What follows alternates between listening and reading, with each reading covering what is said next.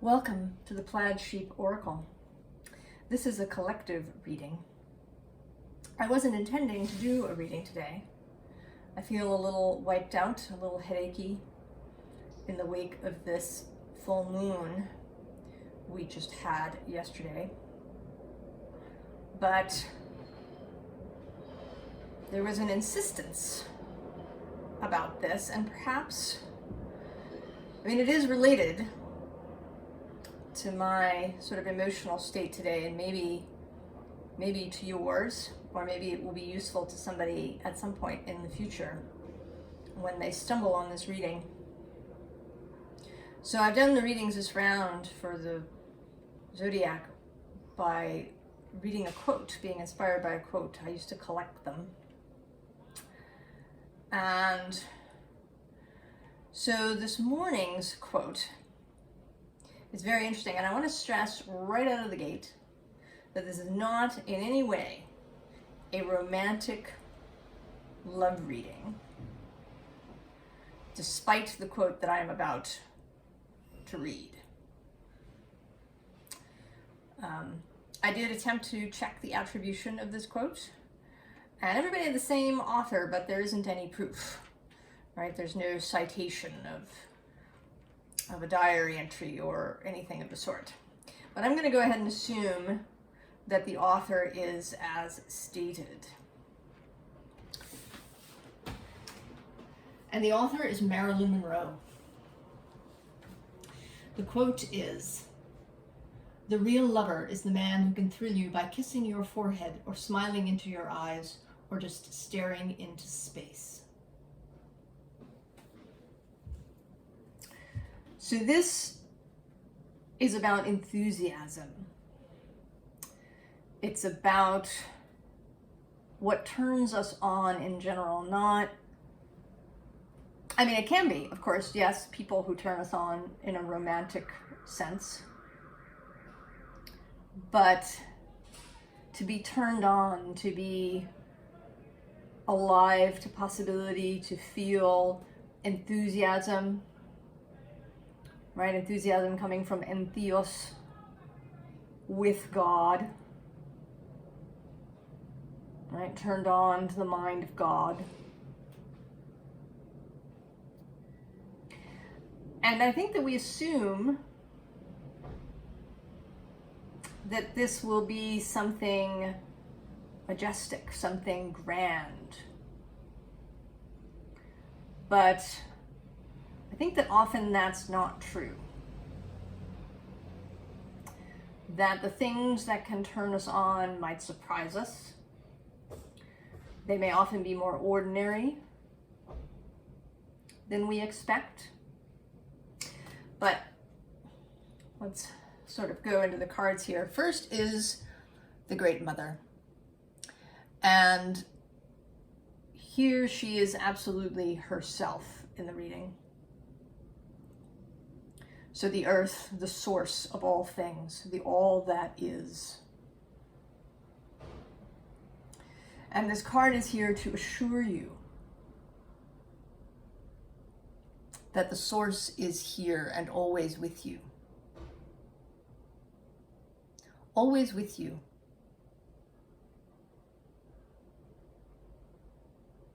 That it is inextricably entwined with you. You are source.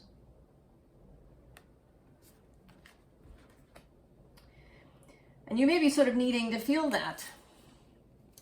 We come out of here with this Five of Air, Five of Swords, these owls in the rain. Right? I don't know really how owls might not really mind rain in a general sort of way, but they don't look very comfortable, right? There's this protective thing going on. So a feeling of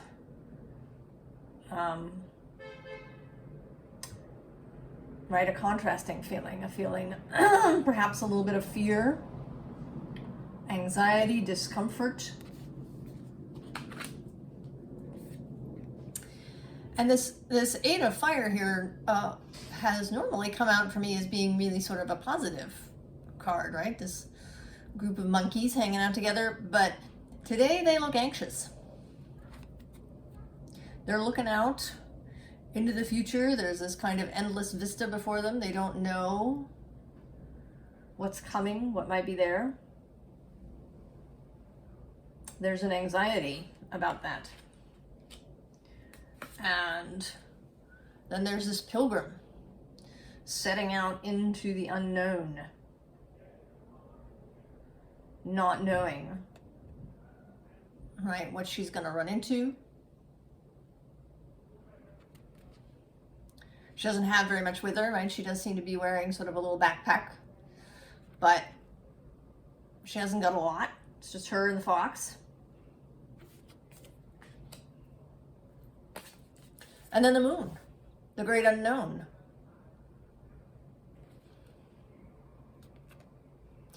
And it's a little, right, with the moon horizontal that way, we don't know if it's waxing or waning.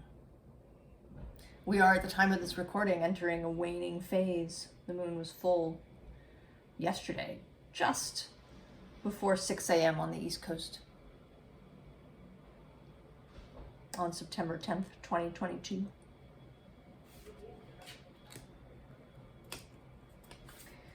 And then we have this Ace of Fire. And it's a little, right, it's both sort of exciting as well as a little bit of daunting. Right, this endless infinity Ouroboros and the fire and then the anvil up there kind of symbolizing work. So I think that maybe we've been feeling a little bit like we're on some kind of roller coaster. Those of us in this particular collective. We start with this Queen of Wands. And again, while she's normally a very confident character, today she's looking a little, maybe a little ambivalent, a little unsure, a little, maybe even a little bored. And right underneath her is the Tower.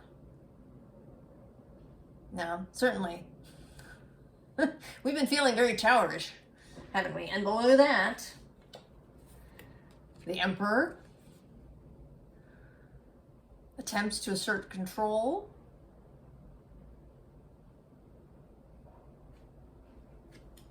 And then goodness, right? If I keep going. Below that, we have the Sun. And then there's the Star. So there's this kind of, right, 4 major arcana: Tower, Emperor, Sun, Star. Right, sort of a magnificent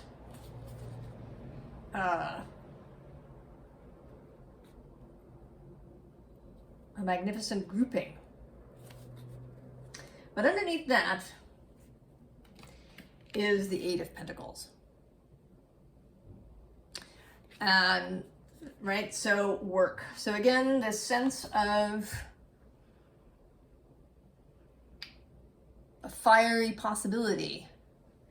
But then there's this, right, this efforting thing in the background. And that, right, we're ambivalent. Right, the Seven of Swords is a very interesting Seven of Swords. Right, to me today, it sort of looks as if the fox is saying, here, can I just give you this coin?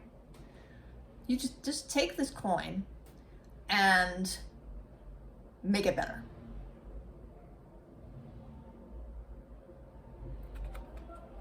Right, that maybe we're looking for the magic bullet, the magic pill, or maybe the grand gesture.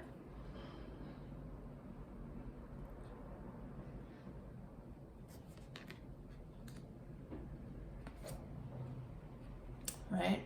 And this King of Cups here today seems perhaps like what we've been trying to feel, right? We want to feel this. We want to be the King of Cups. And maybe there's moments when we do feel this way. But what we've been primarily having instead is this 4 and 5 of Pentacles. Again, this efforting and this feeling of, you know, what are we receiving for all of this effort?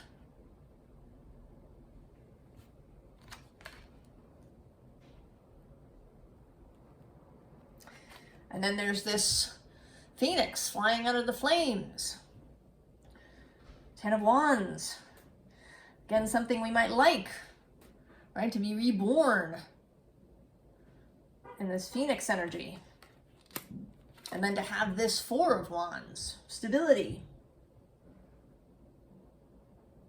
Maybe we've been expecting, right, that all of these trials and tribulations were the fire, right? The annealing fire, the phoenix fire. But we seem to just still be in the fire. This 4 of Wands is not appearing anywhere. And so,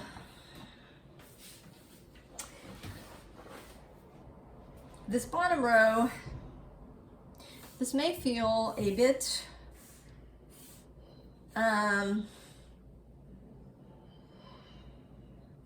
of a small answer. It may seem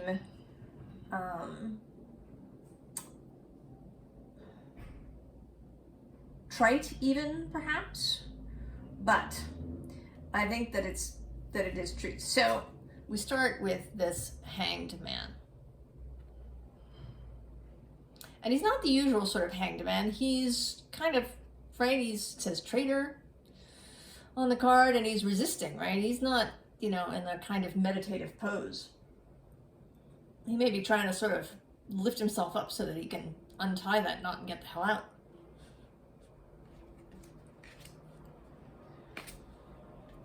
And then there's this lady or Page of Cups who's, right, this cup on her head, right?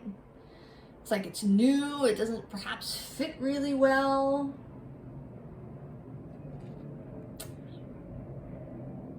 Right, there's a sense of dissatisfaction if she's looking in the mirror. She's got this cup on her head.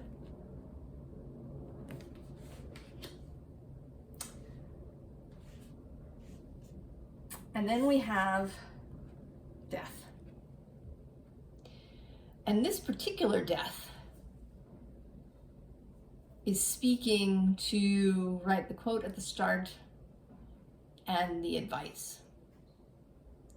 Right, here she is tending to the fall of a single leaf.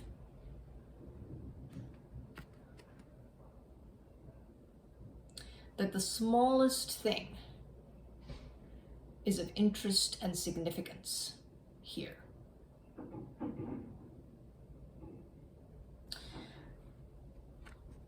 So I think that the message is that this change of perspective that we are being asked to make is to not make assumptions about necessarily what change or transformation should look like, how it should manifest, that it can show up in small ways, that if we allow it for ourselves,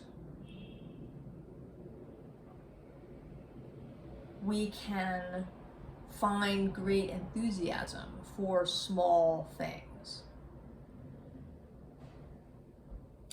And one of the sort of difficulties perhaps of this internet age is a kind of longing for bigger and bigger things, right?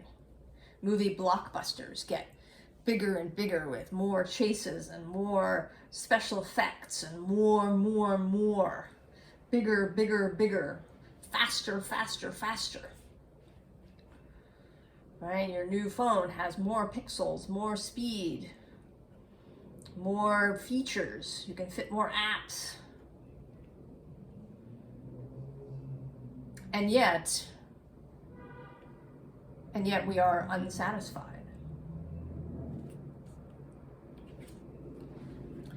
We are unsatisfied. We have a longing for transformation, for healing, for all of these things, and I think that we expect them to come in some spectacular fashion. Now, that's not to say that you might not have a truly amazing, numinous, mystical experience.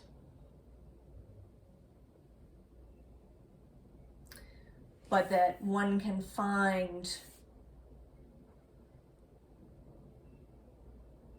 that you might be turned on by something smaller than you expect. If you get out of your head,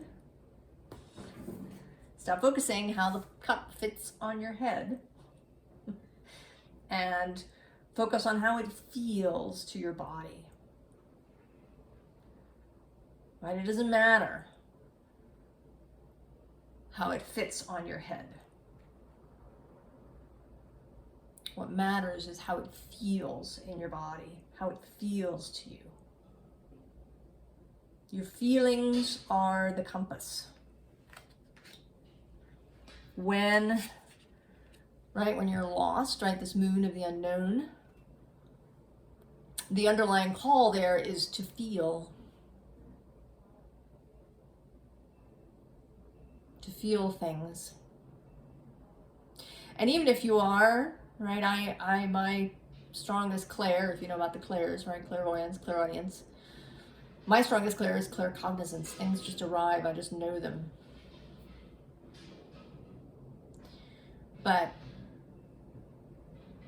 even I am guided by my feelings. How do I feel about this thing I now know?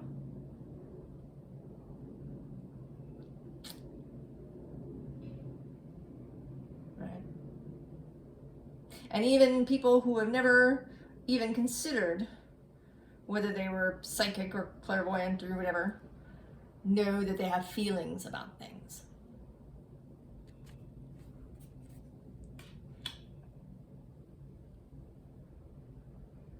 How does it feel, right? Does it, maybe it's really big and grand and wonderful looking, but does it thrill you really? Inside, in your core? Does it wake you up? Do you feel enthusiasm? Do you feel like you're touching the mind of God with something? Or is it just, for you, a lot of, pretty lights and colors? And you must do this for you. What thrills that other person over there maybe and probably is completely different than what thrills you.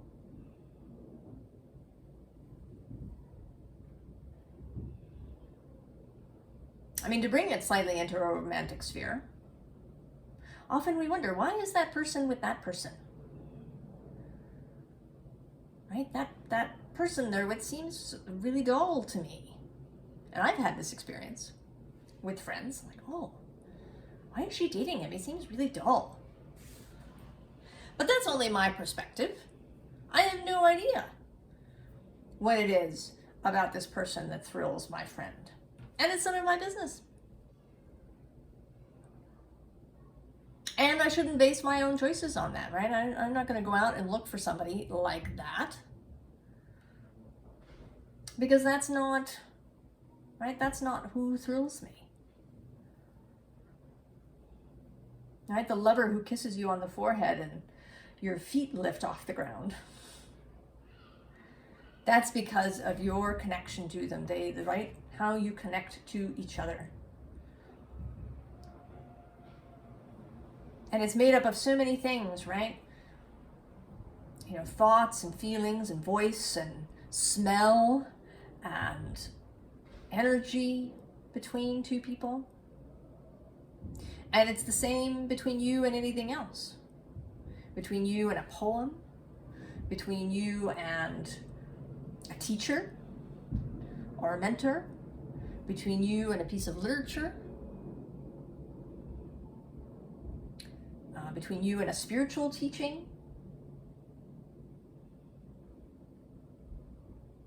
Look for the thing that thrills you just by looking at you, right? Just that connection, right? When you feel that connection, that little thrill, yes, this.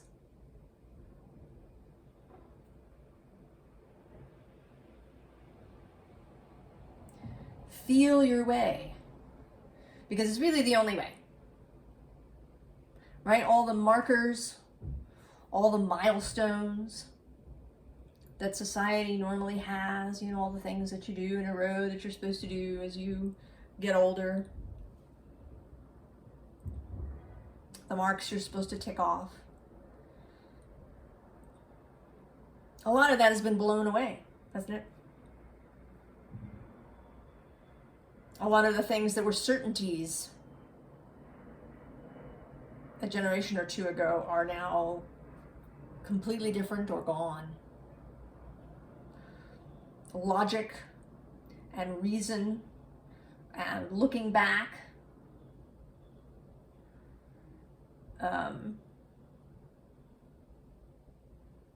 trying to necessarily find it in other people, right? Deciding that what you need is a guru.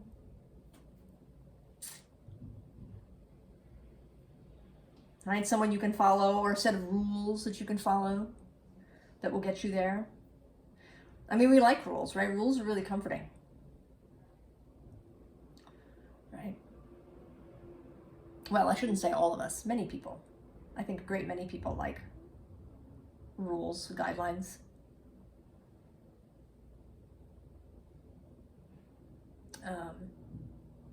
So we like, right, people who really like a very delineated spiritual program, or they like a very specific morning routine, or, right, these things.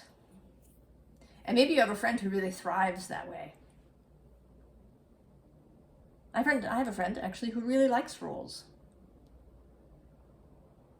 She has a t-shirt that says, "Rules are made to be followed." And I joked with her, I said, I'm going to get a t-shirt that says "Rules are made to be broken," and wear it when you wear the other one. Because that's my view, right? I personally don't really like rules.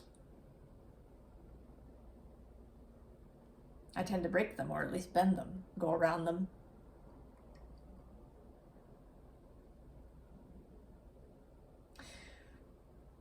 But even those of us who are rule benders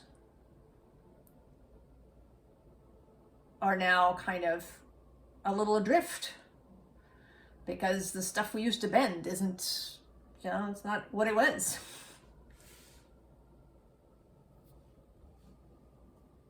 So, I guess, right, I get the feeling that we're all feeling, perhaps in the wake of this Pisces full moon, I did a personal reading, and it was all about releasing ghosts, kind of once and for all. And that may be, right, something that's happening for you, this, right, Pisces kind of coming at what is sometimes thought of as the end of the zodiac. I mean, the zodiac's a circle, so it doesn't really have a beginning or an end, but Pisces as sort of the great unknown, or the great link between all of us, a place without boundaries or borders, and perhaps an end. So you may be experiencing a call to release something once and for all. And these last three cards, and this is where the annoying part really comes in, it's a choice. It's a choice. Ultimately. I mean, yes, there's lots of work we can do, right? We can get therapy of different kinds, including somatic therapy, to help us with the stuff that's gotten stuck in our body, stuck in our nervous system. We can, choose to create a practice for ourselves. We can, talk to different people. We can get divination readings. But ultimately what happens to us, whether we do find peace and healing and transformation, is a choice. That's the bottom line. And if you're not ready to make the choice, then you're not ready to make the choice. But that's the choice. You can choose to continually focus on the sores that may be in your heart, that maybe were there from the past, that you're anticipating being there in the future. So you can choose to do that. And, right, it's not wrong.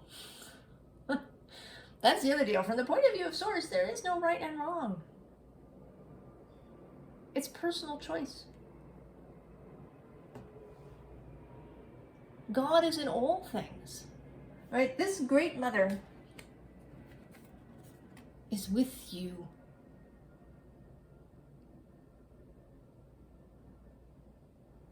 It doesn't matter what you choose.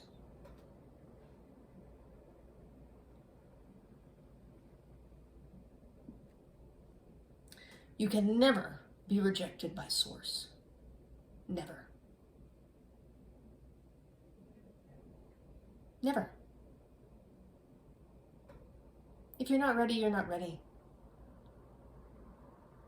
It isn't about right and wrong. You may never be ready. You may come to the end of the life here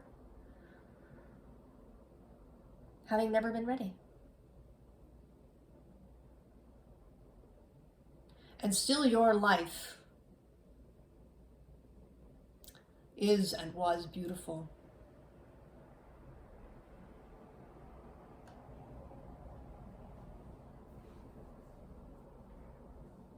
You are beautiful.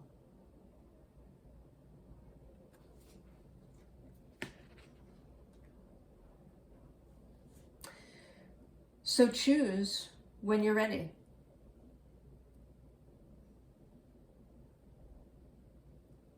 And you may choose this not even because you're not ready, but because something about it turns you on.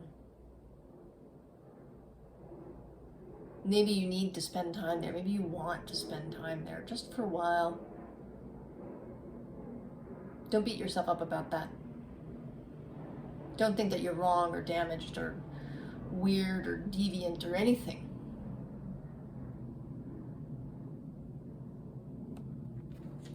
But you can also choose to turn the wheel. She looks a lot like the World card in here, although she has the whole zodiac running around her.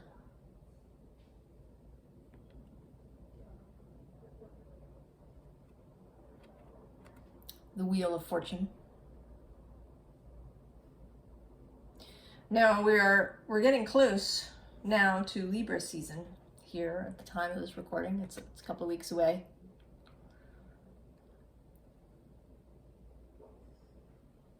And Libra is about balance, but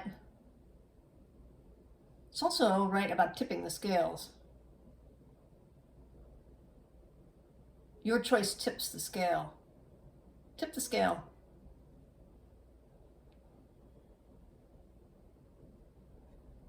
Never mind about balance. Tip the scale, whichever way you want.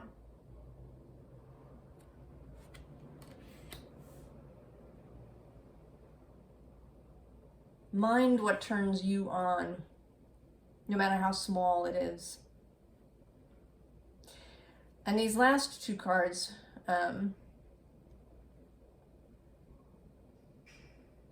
this underlying one sort of has two messages today. One is the primary title of the card, which is You Got the Love. All right, you have the love of Source. And the other is, right, these different faces,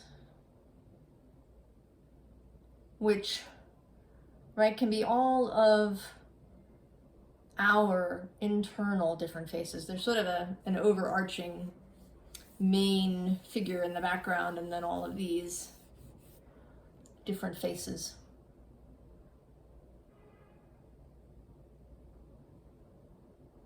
And our different parts may have different needs, right? This choosing is partly about all of these parts choosing to move forward together.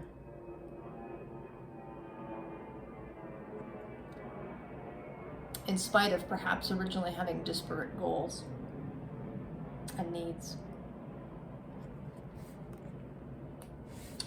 And the card here is Deep Cellular Healing.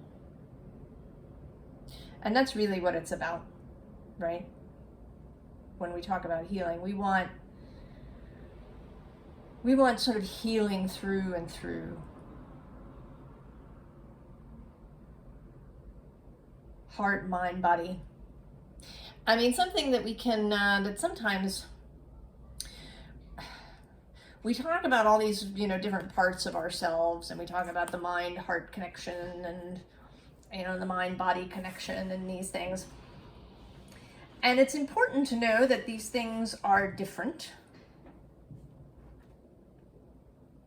and that your life maybe cause you to create different parts.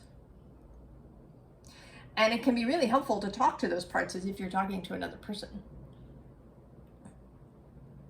To, do a sort of like internal family systems therapy, for example.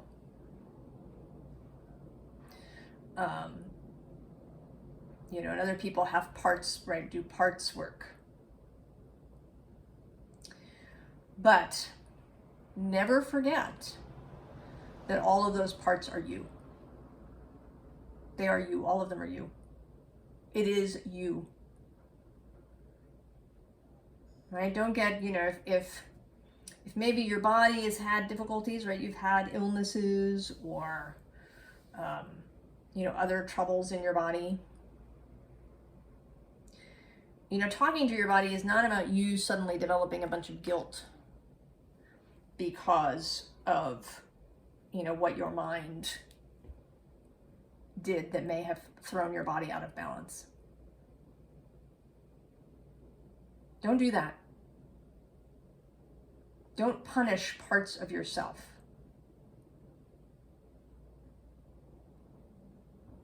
Don't say, I have to cause the death of my ego. Your ego is you.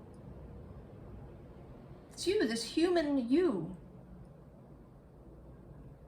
It's not about killing that off. It's about guiding it. Guiding yourself into a new way of living and moving through the world.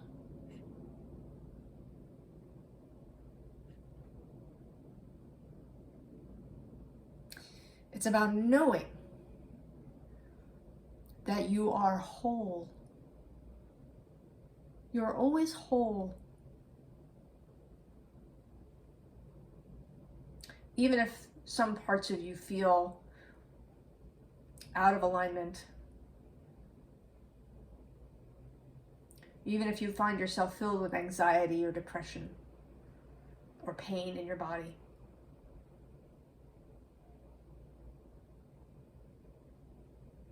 these things can be healed and mended.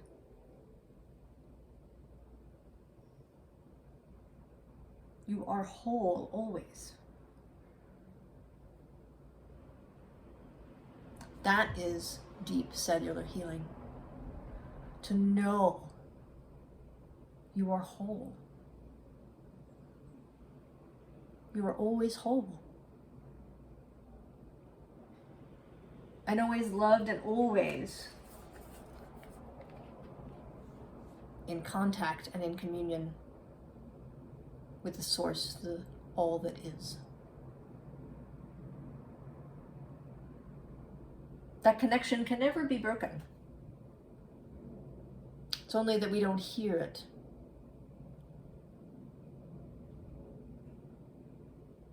But we can, at any point in our life, learn to hear that call, the call of our whole self.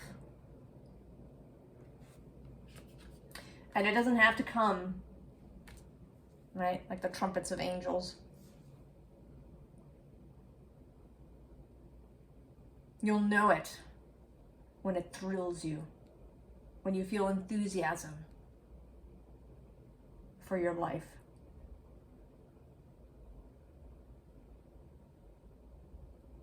So choose. Choose what you would like. Choose what turns you on, even if no one else understands it. So this quote again. The real lover is the man who can thrill you by kissing your forehead or smiling into your eyes or just staring into space.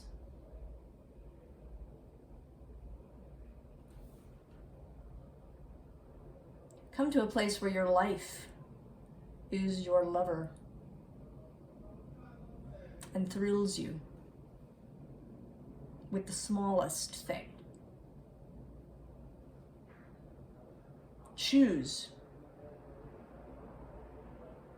Choose to allow yourself to be thrilled even by small things. Choose to move forward. So I wish you all of the very best. And I will see you next time. So long.